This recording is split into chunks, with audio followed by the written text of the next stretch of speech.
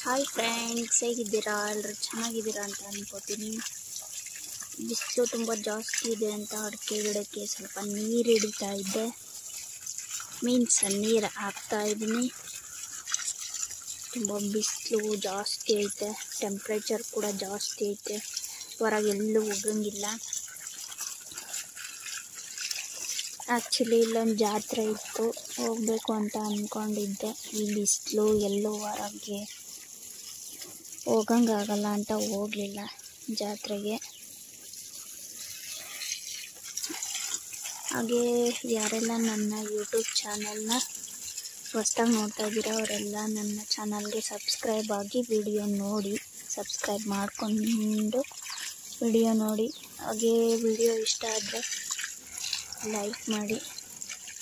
So ಬನ್ನಿ, ಹಾಗಾದರೆ ಇವತ್ತಿನ ವಿಡಿಯೋದಲ್ಲಿ ನಾನು ಏನೆಲ್ಲ ಮಾಡ್ತೀನಿ ಅನ್ನೋದನ್ನು ನೋಡೋಣ.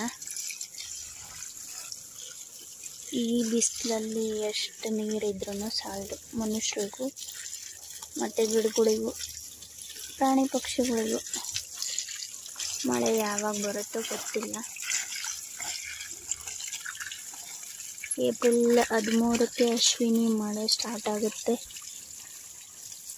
ಮಳೆ ವಾತಾವರಣ ಸ್ವಲ್ಪ ಬದಲಾಗ್ತಾ ಇದೆ ಅಂತ ಅನ್ನಿಸ್ತಾ ಇದೆ. ಸ್ವಲ್ಪ ಗಾಳಿ ಅದು ಸ್ವಲ್ಪ ಬೀಸ್ತಾ ಇದೆ. ಒಂದೊಂದು ದಿನ ಮೋಡ ಆಗುತ್ತೆ.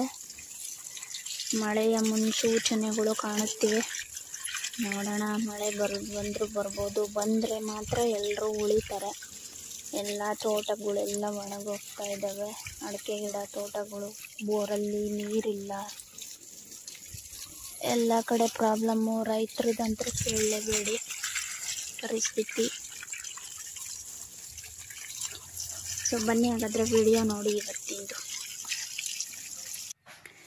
ಬೆಳಗಿನ ತಿಂಡಿಗಂತ ಸ್ವಲ್ಪ ಅವಲಕ್ಕಿ ಮಾಡೋಣ ಅಂತ ಸ್ವಲ್ಪ ಈರುಳ್ಳಿ, ಹಸಿಮೆಣ್ಸಿನ್ಕಾಯಿ ಹಾಗೆ ಟೊಮೊಟೊ ಹೆಚ್ಚಿಕೊಂಡು ಒಗ್ಗರಣೆ ಹಾಕ್ಕೊಂಡು ಅವಲಕ್ಕಿ ಮಾಡಿದೆ ಬೆಳಗಿನ ತಿಂಡಿಗೆ ಅಂತ.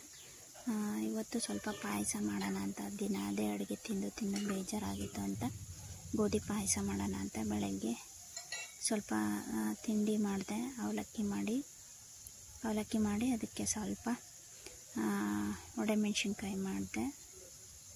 ಬಜ್ಜಿ ಮಾಡಿದ್ದೆ, ಮೆಣ್ಸಿನ್ಕಾಯಿ ಬಜ್ಜಿನ. ಚೆನ್ನಾಗಿತ್ತು. ಸಿಂಪಲ್ಲಾಗಿರುತ್ತೆ ಇದೆ ಅವಲಕ್ಕಿ ಮಾಡೋದು. ಸಿಂಪಲ್ಲಾಗಿ ನಾವು ಒಗ್ಗರಣೆ ಯಾವ ರೀತಿ ಮಾಡ್ತೀವೋ ಅದೇ ಒಗ್ಗರಣೆ ಹಾಕಿ ಸ್ವಲ್ಪ ಅವಲಕ್ಕಿನ ನೆನೆ ಇಟ್ಟು ಸ್ವಲ್ಪ ನೆಂದಾದ್ಮೇಲೆ ಅದಕ್ಕೆ ಸ್ವಲ್ಪ ಉಪ್ಪು ಹಾಗೆ ಸ್ವಲ್ಪ ನಿಂಬೆ ಹುಳಿ ಹಿಂಡ್ಕೊಂಡು ಚೆನ್ನಾಗಿ ಒಂದ್ಸಲ ಮಿಕ್ಸ್ ಮಾಡಿ ಆಮೇಲೆ ಒಗ್ಗರಣೆ ಹಾಕಿರೋದನ್ನು ಮಿಕ್ಸ್ ಮಾಡಿಬಿಟ್ರೆ ಅವಲಕ್ಕಿ ಒಗ್ಗರಣೆ ಬೇಗ ಮಾಡ್ಕೊಂಡು ತಿನ್ಬೋದು. ಅದು ತಿಂಡಿ ಬೇಗನೆ ಆಗೋವಂಥದ್ದು. ಚೆನ್ನಾಗಿರುತ್ತೆ ಅವಲಕ್ಕಿ. ಆರಿದ ಮೇಲೆ ಅಷ್ಟು ತಿನ್ನಂಗಾಗಲ್ಲ. ಬಿಸಿದ್ದಾಗೆ ತಿಂದರೆ ತುಂಬ ಚೆನ್ನಾಗಿರುತ್ತೆ. ಅವಲಕ್ಕಿ ಮಾಡಿದೆ.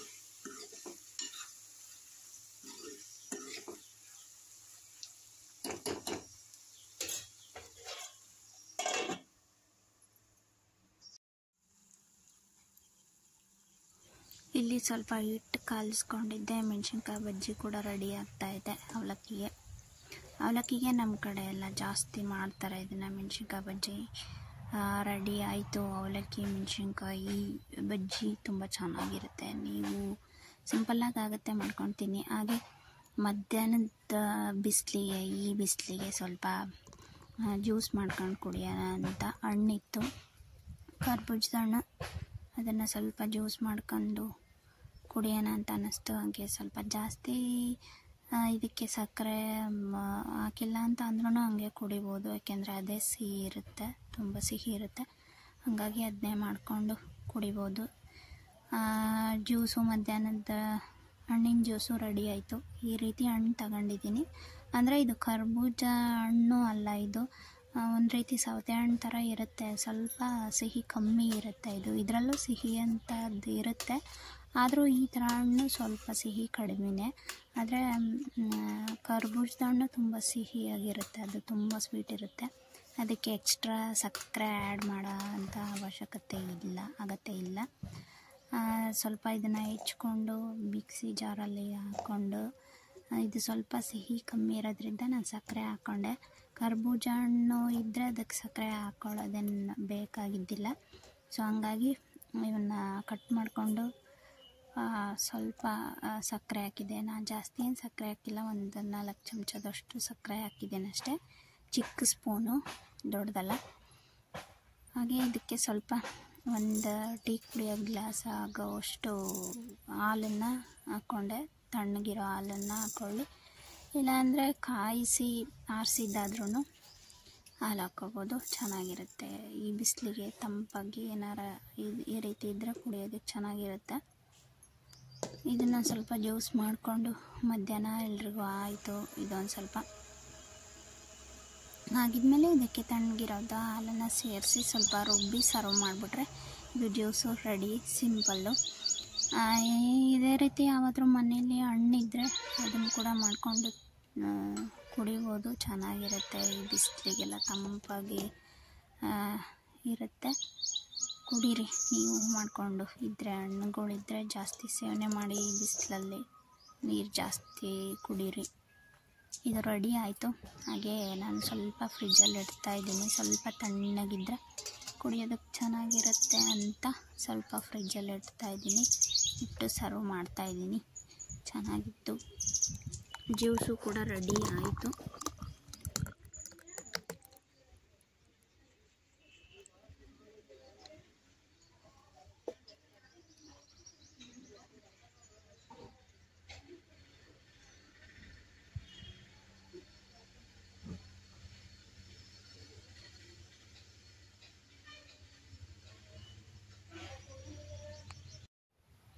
ಹಾಗೆ ನಾನಿಲ್ಲಿ ಒಂದು ಪಾವು ಆಗುವಷ್ಟು ಗೋಧಿ ನುಚ್ಚನ್ನು ತಗೊಂಡು ರಾತ್ರಿ ನೆನೆಸಿ ಇಟ್ಟಿದ್ದೆ.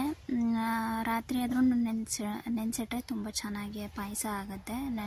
ನನ್ನ ಪ್ರಕಾರ ರಾತ್ರಿ ನೆನೆಸಿಡೋದೇ ತುಂಬ ಚೆನ್ನಾಗಿ. ಒಬ್ಬೊಬ್ಬರು ಬೆಳಗ್ಗೆ ಮಾಡಬೇಕಾದ್ರೇ ನೆನೆಸಿ 1-2-3 ತಾಸು ಹಿಂದೆ ನೆನೆಸಿ ಇಡ್ತಾರೆ, ಅದಷ್ಟು ಚೆನ್ನಾಗಿ ನೆನೆಯಲ್ಲ. ನೀವು ಮಾಡೋ ರಾತ್ರಿ ಹಿಂದಿನ ದಿನ ನೆನೆ ಹಾಕಿದರೆ ತುಂಬ ಚೆನ್ನಾಗಿರುತ್ತೆ. ಇದು ಪಾಯಸ ಮಾಡಲಿಕ್ಕೆ ಪೂರ್ತಿಯಾಗಿ ನೆಂದಿತ್ತು. ಇದು ನೆಂದಾದ ಮೇಲೆ ಸ್ವಲ್ಪ ನೀರು ಹಾಕಬೇಕು, ಅದನ್ನು ಮುಳುಗಿ ಮೇಲೆ ಬರೋವಷ್ಟು ನೀರು ಹಾಕಿದರೆ ಸಾಕು. ಸ್ವಲ್ಪ ಜಾಸ್ತಿನೇ ಇಡೀ ನೀರು, ಯಾಕೆಂದರೆ ನೀರೆಲ್ಲ ಚೆನ್ನಾಗಿ ಹೀರ್ಕೊಳ್ಳುತ್ತೆ ಅದು ಗೋಧಿ.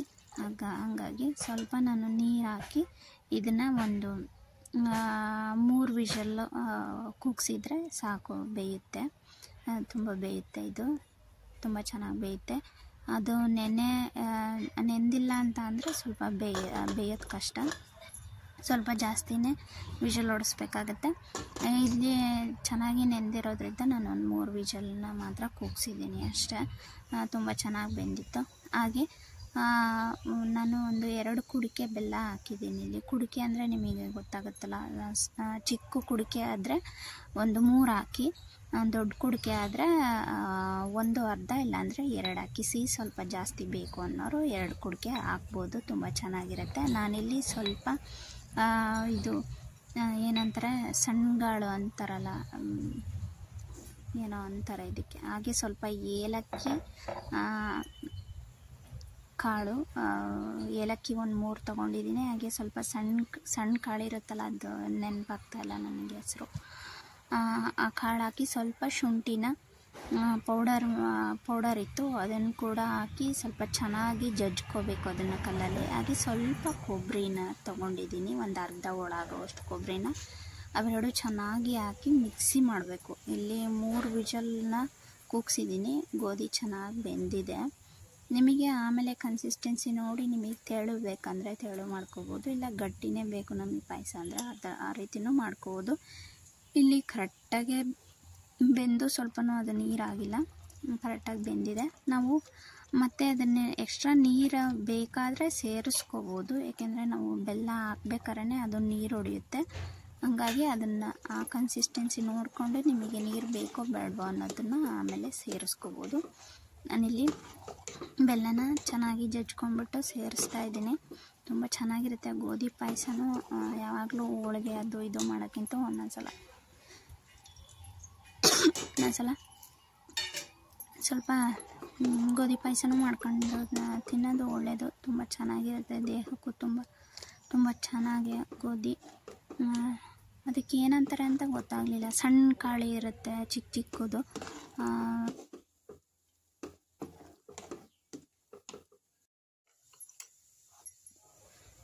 ವೈಟ್ಗೆ ಸಣ್ಣ ಸಣ್ಣ ಕಾಳು ಇರುತ್ತಲ್ಲ, ಅದು ನನಗೆ ಹೆಸರು ನೆನಪಾಗ್ತಾ ಇಲ್ಲ. ಅದು 3 ಏಲಕ್ಕಿ, ಹಾಗೆ ಒಣಶುಂಠಿನ ಕಲ್ಲಲ್ಲಿ ಕುಟ್ಕೊಂಡು, ಹಾಗೆ ಮತ್ತು ಅದನ್ನು ಸ್ವಲ್ಪ ಜಾರ್ ಮಾಡಿ ಇಟ್ಕೊಂಡಿದ್ದೀನಿ ಸಣ್ಣಕ್ಕೆ, ನೀರು ಹಾಕ್ಲಿಲ್ದಂಗೆ ಹಂಗೆ ಪುಡಿ ಮಾಡಿ ಇಟ್ಕೋಬೇಕು. ಇದನ್ನು ಸ್ವಲ್ಪ ಪಾಯಸಕ್ಕೆ ಹಾಕಿದರೆ ತುಂಬಾ ಚೆನ್ನಾಗಿರುತ್ತೆ.